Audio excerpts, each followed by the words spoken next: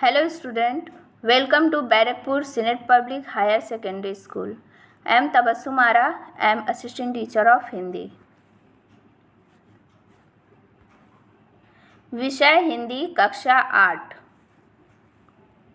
पाठ 11 भक्ति के पद। पाठ परिचय। प्रस्तुत पाठ में भक्ति काल के अनेक ऐसे महान कवियों और संतों के बारे में बताया गया है जिन्होंने अपनी वाणी से न केवल ईश्वर का गुणगान किया बल्कि जनसाधारण को नीतिगत उपदेश भी दिए। इस पाठ में मीराबाई, गुरु नानक देव और कबीर दास की रचनाओं का संकलन किया गया है। मीराबाई का जन्म 1503 ईस्वी में राजस्थान में हुआ था। 13 वर्ष की आयु में इनका विवाह भोजराज से हुआ था।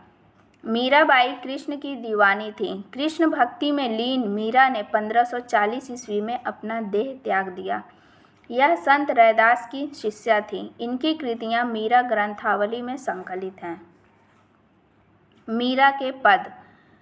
पायो जी मैंने तो राम रतन धन पायो, वस्तु अमोलक दी मेरे सदगुरु करी कृपा अपनायो। जन्म जन्म की पूंजी पाई जग में सबय खोवायो, खर्चे न खुटै कोई चोर न लुटै दिन दिन बढ़त सवायो। सत की नाव खेवटिया सतगुरु भव सागर तरी आयो, मीरा के प्रभु गिरिधर नागर हरख हरख जस गायो। प्रस्तुत पंक्तियों का अर्थ है, मीराबाई जी कह रही हैं कि पायो जी मैंने तो राम रतन धन पायो, मुझे तो राम नाम का धन मिल गया है, मुझे राम रूपी बड़े धन की प्राप्ति हुई है।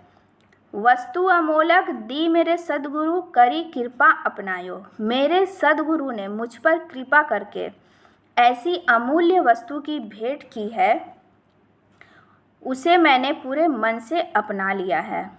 जन्म जन्म की पूंजी पाई जग में सबय खोवायो, उसे पाकर मुझे ऐसा लग रहा है जैसे मुझे ऐसी वस्तु प्राप्त हो गई है जिसका जन्म जन्मांतर से मुझे इंतजार था। खर्चे न खुटे कोई चोर न लूटे दिन दिन बढ़त सवायो।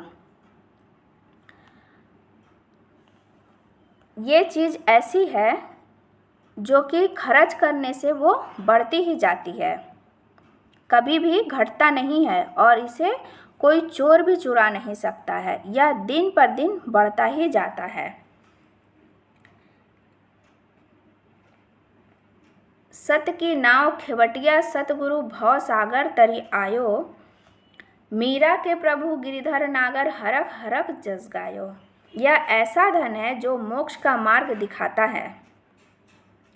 इस नाम को अर्थात श्री कृष्ण को पाकर मीरा ने खुशी खुशी से उनका गुणगान किया है। दूसरा पद है नानक देव जी का। गुरु नानक देव का जन्म 1469 ईस्वी में तलवंडी नामक गांव में हुआ था। नानक को बचपन से ही साधु संतों की संगति अच्छी लगती थी। गुरु नानक सिखों के प्रथम गुरु हैं। नानक की वाणी का संग्रह गुरु ग्रंथ साहिब में किया गया है। यह सिखों का प्रमुख धार्मिक ग्रंथ है। सन 1539 में नानक देव का देहांत हो गया। नानक के दोहे। काहे रे बन खोजन जाई, सर्वनिवासी सदा अलेपा तो ही संग समाई। पुष्प मध्य जो बास बसत है, मुकुर महिजस छाई। वैसे ही हरि बसै निरंतर घट की खोजो भाई। वैसे ही हरि बसो निरंतर घट ही खोजो भाई। बाहर भीतर एकै जानो यह गुरु ज्ञान बताई। जन नानक बिना आपा चीने मिटे न भ्रम की काई। नानक देव जी कह रहे हैं कि वन में तुम क्यों खोजते हो, यानी ईश्वर को तुम यहाँ वहाँ इधर उधर जंगलों में क्यों खोजते हो। सर्वनिवासी सदा अलेपा तो ही संग समाई। ये तो हर जगह विद्यमान है। ईश्वर तो हर जगह विद्यमान है, हर समय मुझ में भी है, तुम में भी है, ये हमारे अंदर है। वैसे ही हरि हर वक्त होते हैं। अपने पास ही इन्हें खोजो, यही गुरु हमें बता रहे हैं। भक्त गुरु नानक देव जी कह रहे हैं कि अपनी आत्मा की पहचान किए बिना अज्ञानता का दोष कभी भी नहीं मिटता। इसलिए हमको यहाँ वहाँ ईश्वर की खोज में भागना नहीं चाहिए, बल्कि हमें उसे पहचान करके उनको श्रद्धा के साथ मानना चाहिए। पुष्प मध्य ज्यों बास बसत है, मुकुर महिजस छाई, वैसे ही हरि बसे निरंतर, घट ही खोजो भाई। फूल में जिस तरह से सुगंध है, उसी प्रकार परमात्मा हमारे अंदर एक रस बसता है, इसलिए उसे अपने हृदय में ही खोजो। वह कहते हैं, अंदर बाहर एक परमात्मा को समझो। जन नानक बिना आपा चीन्हे, मिटे न भ्रम की काई। अर्थात नानक खुद को संबोधित करते हुए कहते हैं कि हे दास नानक, अपना आत्मिक जीवन परखे बिना भटकने का जाला दूर नहीं हो सकता। अर्थात भ्रम की काई मिट नहीं सकती, यानी हमारी अज्ञानता दूर नहीं हो सकती और उस समय तक सर्वव्यापक परमात्मा की सूझ नहीं आ सकती कि असल में परमात्मा है क्या।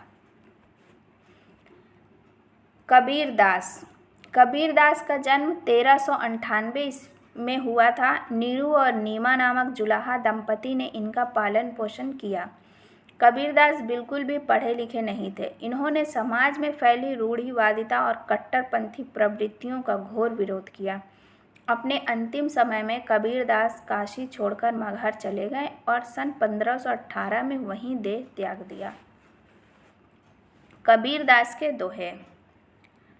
मोको कहाँ ढूंढे बंदे, मैं तो तेरे पास में, ना मैं देवल ना मैं मस्जिद, ना काबे कैलाश में।